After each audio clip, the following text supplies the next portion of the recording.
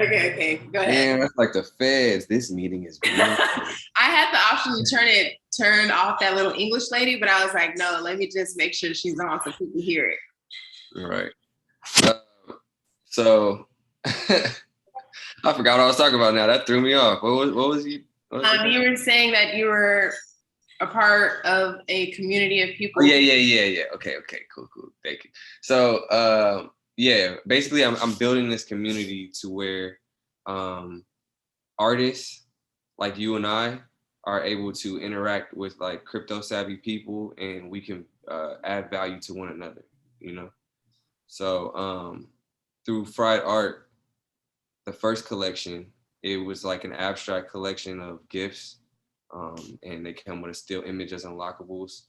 And that kind of just like set the platform of like the standard of what I'm gonna be doing. It's all hand drawn. They're like one of ones. I'm not doing like generative art, which is a big thing right now in NFTs, like Bored Ape and CryptoPunks and stuff like that is generative. But I feel like there's more value in individual pieces. And so that's what I've been doing. And then Fried Faces, it's on Solana, whereas Fried Art is on Ethereum. So Fried Faces, it's more of just like the base of the community. Like those are like the avatar type pieces and basically like the entry pieces. They'll be used as tickets. So like when there are Frywater events in the future, next year there's gonna be quite a few, like fashion shows, film festivals, stuff like that. People who own Frywater NFTs and are part of the Fried have free entry to those and like, you know, get certain access that other people won't get. And yeah, I'm building it right now. The people who are getting Fried Faces gifted to them, like yourself, are people who I feel are very influential and people who need to be in the NFT space because, you know, I don't want us to get left behind. I don't want, you know, for real. That book that I showed you is this one. let me see. I'm only on page 40. This book right here. Mm-hmm. So I was hesitant to buy it at first. I don't really know why I was hesitant. I just like, I mean, maybe because I was unfamiliar with the author. Like I've been following the author on Twitter for some time, but sometimes I just don't know if people are capping or not. What's the author's name? His name is Isaiah Jackson. Okay. But there's so many people that create like a I would say like a cult following base for like a niche that they're really interested in, but it doesn't always mean that what they're producing is valuable. So you really have to vet and decide like who you're going to invest in. So I waited, right? And then I finally was like, you know what, I'm just going to order the book. So I ordered the book, I think about a month ago, and I just started reading it Thanksgiving week. And it's like a Bible. Like, so when you told me you were basically wanting to create or will create your own, you know, space in the digital space, like your own virtual land, your own virtual shows and showcases and exhibitions, basically, they're not really talking about like the quote unquote creative side. They're also talking about like the technical side of it being a possibility. So reading it and then hearing you share that, I was just like, that's exactly it. And talking about like not getting left behind, because all it takes is you taking a little bit of time to like learn a new skill. And then once you learn that new skill, you apply it how you would like in your own actual practice. Exactly. So like they were talking about like different tokens you could create. So like if you create your own, what would it be called? Like if you create your own verse in the metaverse, because I think about it as like when I watch those films, and, you know, when they're like traveling through space, they always have to go through a portal to get to another space. But that's what we're doing digitally right now. So we'll be able to go from one universe to the next universe, but they're all meta, they're all digital. So that means that everyone can create their own space. So by creating your own space, you can create your own types of like tokens or currency. You could do pretty much like whatever you want. And I think it's so like fantastic. So I'm only on page 40, but between that and what you had shared with me, I was like, okay, I'm on the right trajectory. I don't know what kind of space. I think for me, I'm very interested in creating a museum and gallery. Like that's what I'm very interested in creating, like what that will look like. So I've pretty much been like reading about it because people keep saying, Sunny, make NFTs. I'm like, of what? Like, I don't want to just hop in it just to say like, I want to do it with like incredible intention. So I've been trying to figure out like what I'm going to do in the space that is relevant to like my process and my projects, not just, oh, I have one up just because I wanted to see like the whole process. I did it earlier this year, but next year will be when I begin. But I highly recommend this book. I mean, you're pretty much doing what's suggested, but essentially just like it's learning a new language, like coding. It's just like learning a new language so you could communicate more. Mm-hmm. Like that's it. Like, and once you start thinking about it that way, it's like, oh, okay, well, let me take the time to like learn this new language so I could communicate to other people. And as a byproduct of that, like in this universe, you can also make money. It's not all about money, but it's just kind of like in all these spaces, you can earn income doing what you already do in the physical world as well. Mm-hmm. And segueing off of that, like in terms of the physical world, like everything that I'm building into the metaverse is, connected to something in the physical world. So, like clothing, comic books, short films, all the other things that I'm like creating are all tied in to this community. And it's a community within the metaverse. So I don't want to call it like my own metaverse because that's the point of the metaverse is for nobody to own it. We all have ownership in it. Mm-hmm. You decide the amount of ownership that you want to have within it. You know what I mean? So I don't even look at it as something that I necessarily own. I'm the creator of these characters, but I want other people to have ownership in this community because that's what really gives it the value. You know what I'm saying? Like, and be able to be a part of other communities as well. So it's important for me that everything is connected. So like even show you these real quick. I just got these, the Fry water stickers. Oh yeah, I've seen those on your story. Mm-hmm. So the QR code will go to my website, which has, which is the Fry Water website. It has the clothing, it has the comics, it has links to the NFTs, and it's getting better and better go along developing that. Mm-hmm. And everything, upgrading everything. Like the clothing, it was great. The first year of it has been great, got great feedback. But I'm always thinking about like, okay, well, what can we do to improve it even more? How can we take it another level? And how can we connect those to the NFTs? You know what I mean? Because they're all, it's all interchangeable. Anything that you've done in the real, you can make into an NFT as well, just a digital version of it. You know what I mean? Isn't it so cool? Like I think about like MySpace kids, and I think about how some of our like coding trajectory or like the buildup of digital space kind of got cut short because Facebook was invented. Because everything was like created for us. So we're like, oh, like we're just gonna go to Facebook. But then like we all left Facebook because it was like old and like the culture changed. But I just think we really leave Facebook though? Huh? Did we really leave Facebook though? Everybody's on Instagram. That is Facebook. So Facebook just evolved. So people, that is something that I always bring up too. Like people like, oh, like I don't use Facebook. It's like we sign on to Facebook every single day. Every day, and you spend a good. And a lot of people don't realize that their Instagram story is sharing to their Facebook anyway. So even if you think you're not using Facebook, the people who are on Facebook are still seeing. Yeah, especially because I deactivated my Facebook, but then I still have Instagram. So it's always like very interesting. I'm actually really interested to see where Instagram goes because right now it's really like giving me a headache. That's why I haven't been on. Like, it's giving me a headache because it turned into like the hyper focus has become like commerce, right? So a lot of people feel pressure to like have to sell something. It's a marketplace. Yeah, it's a marketplace versus like cultivate something. I don't really see anyone like cultivating anything on Instagram. I'm more so see people like, this is it, boom, we're gonna sell it. You are my consumers, hopefully. But I think for people that are taking a step back and then let's just say getting into the NFT space, or getting into learning about coding, or getting into learning about digital assets. I just learned about yield farming last night, and like my mind was blown. I think we're taking a step back to cultivate and be a part of like this next wave of significant innovation to inform some type of longevity and legacy. Like I'm more so interested in like longevity and legacy. I'm not really interested in like overnight success, because then tomorrow I'm like not successful. So I more so see like success as being kind of like this active decision to achieve like each day. But I think becoming literate about these things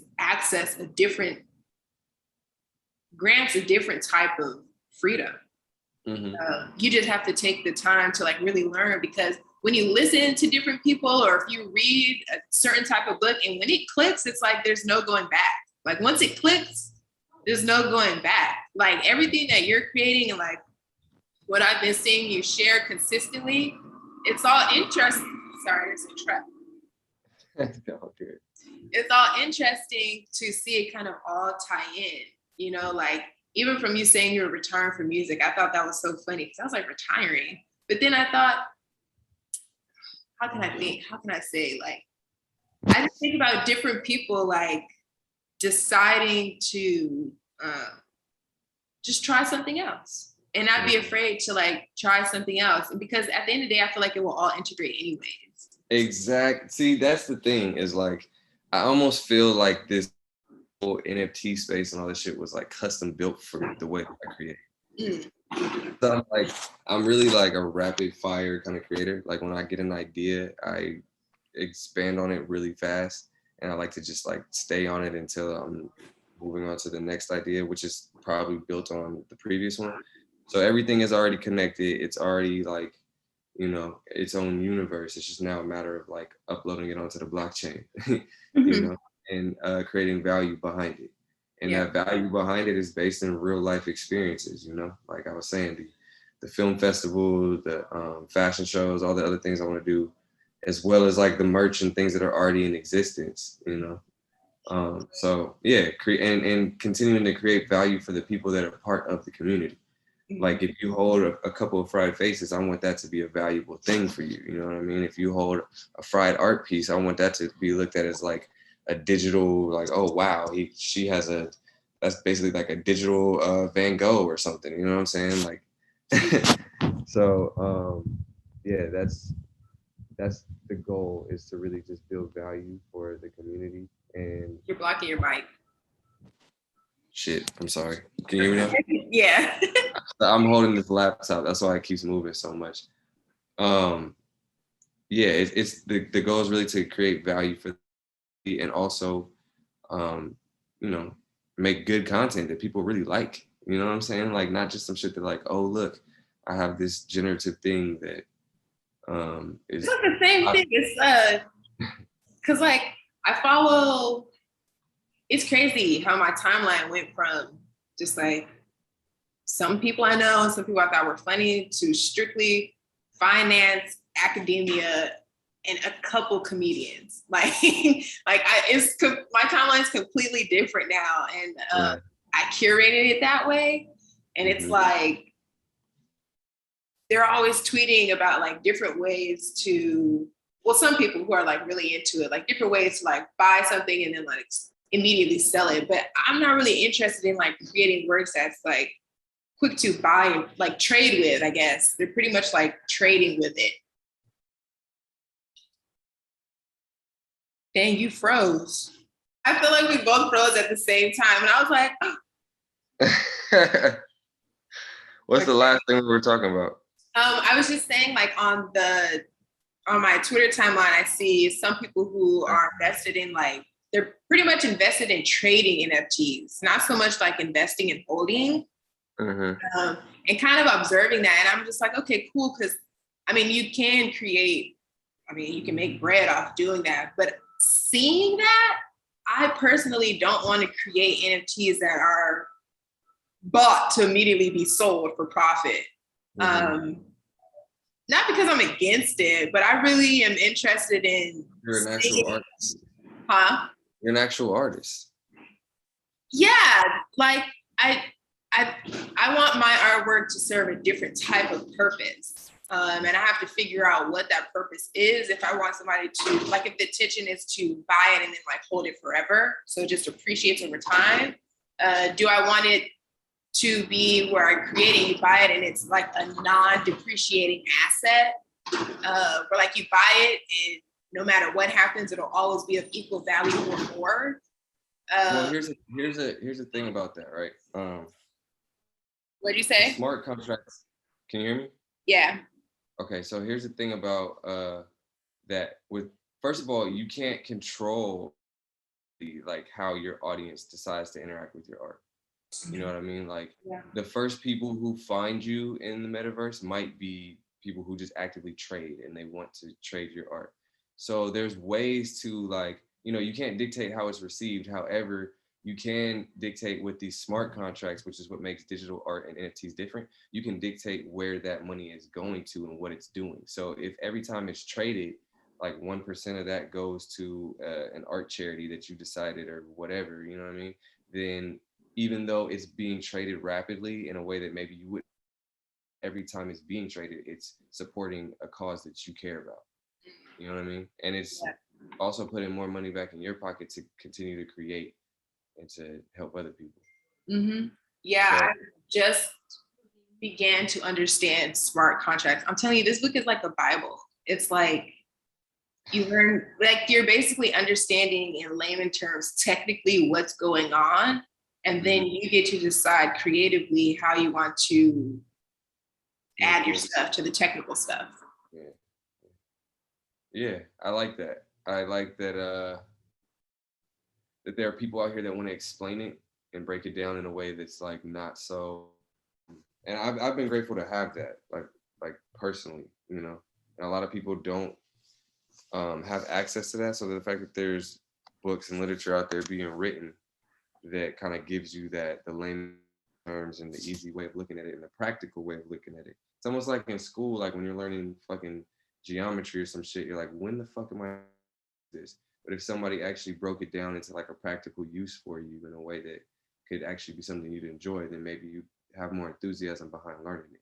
Use case and application, like the biggest thing. I think growing up, we were always trying to figure out like how we're going to use this in the real world. Like every day, I feel like that was a question between first and seventh period. How are we going to use this? Like begging professors and teachers to answer that one question. How will we use this in the real world? And like no one ever really giving us an answer. But now that we're adults or young adults, we get to decide like what we learn and then its use case. And, you know, at least for myself, I think it's taken just a while. Like, I think the first thing is just exposure to it, right? And then like a keen curiosity. Some people have been exposed to it, but don't necessarily have curiosity for it. So I think by having like consistent curiosity is what leads to you like actively learning more and being able to apply it to your everyday life to the best way it makes sense. Yeah, I just see everything as a new language now. It's like, how practical is this language for what I'm doing? If it's not really practical and it's not really something that I'm interested in, then it's like, okay, but I have to also give it space, give myself space to like absorb what it does. Then I'm like, that doesn't really work. Like Discord, you don't like Discord, but for me, it's a 10 out of 10. Like for me, like use case, like I wish I knew what Discord was like 5 years ago. Like I think I would have a really huge cult following on Discord because it's like you can curate the conversation. I mean, you pretty much create a theme. I mean, it's you pretty much creating like your own social media server, but on Discord. So, and I get to decide like pretty much like the focus. And then people see that and get to decide if that's the type of focus they're interested in too. Right now I have 30 people on the server. So I'm like really energized about that. I didn't, Say it one more time. You were freezing for a second. You were frozen on the screen. Okay. Oh, I said I have 30 people on the server now. Okay, so. Yeah, so it's like really nice to have people on there. Can you hear me? Yeah, I can hear you. You're just kind of like choppy in the image.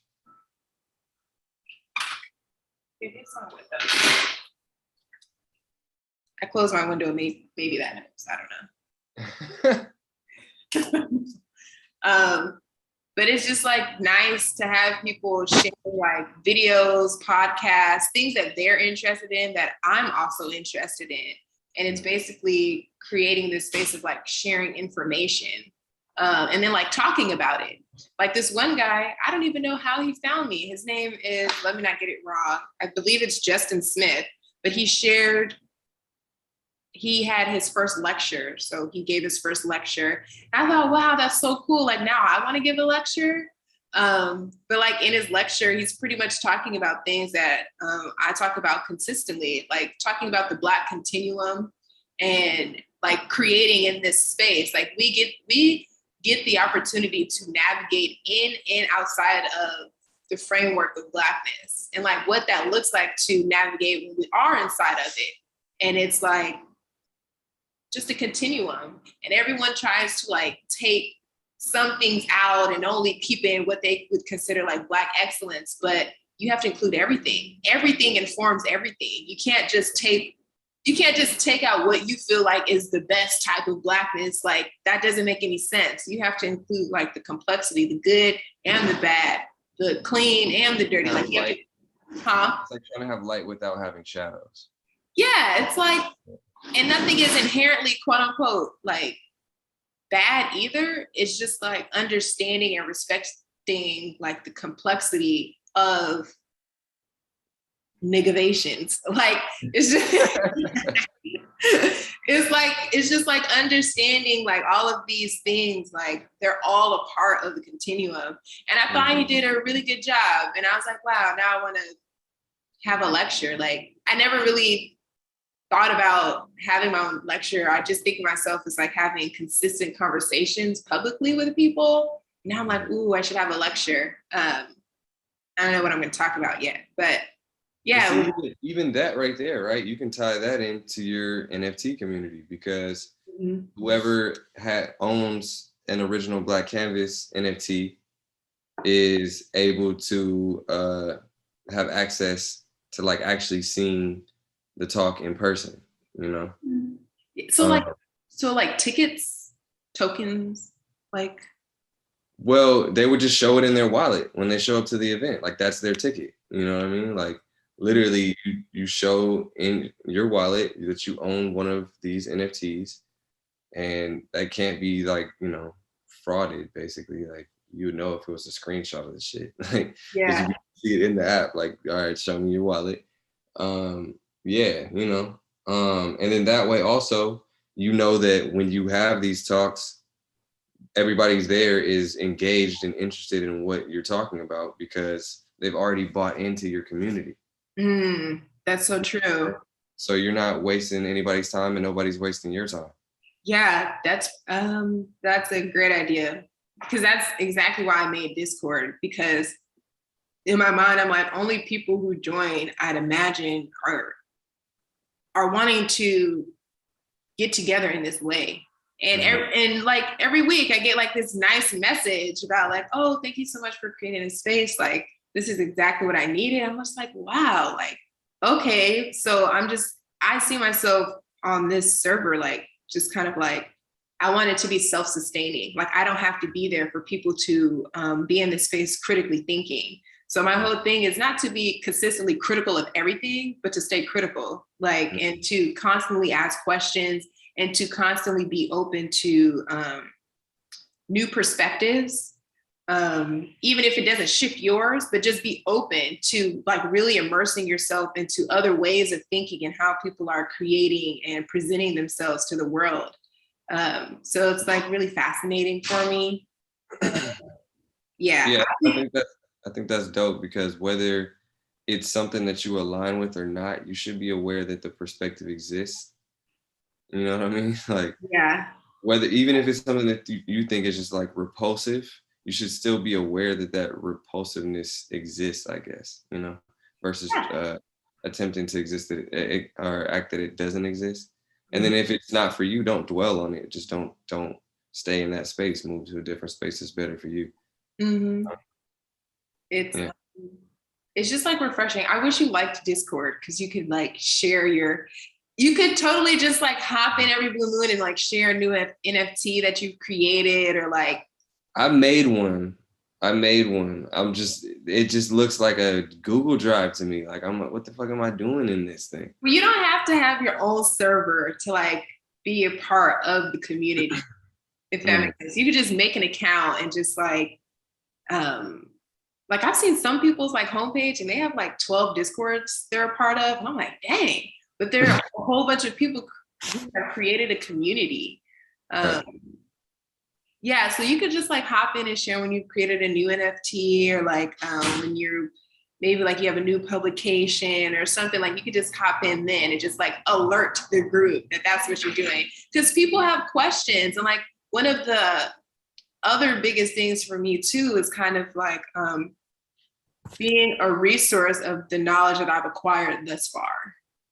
So I don't know everything, but I know some things, and I know that some people are interested in these things. And if you have this question, like, then I can like maybe bring you guys together and just kind of like consistently being just like a vessel of information and not being stingy with it.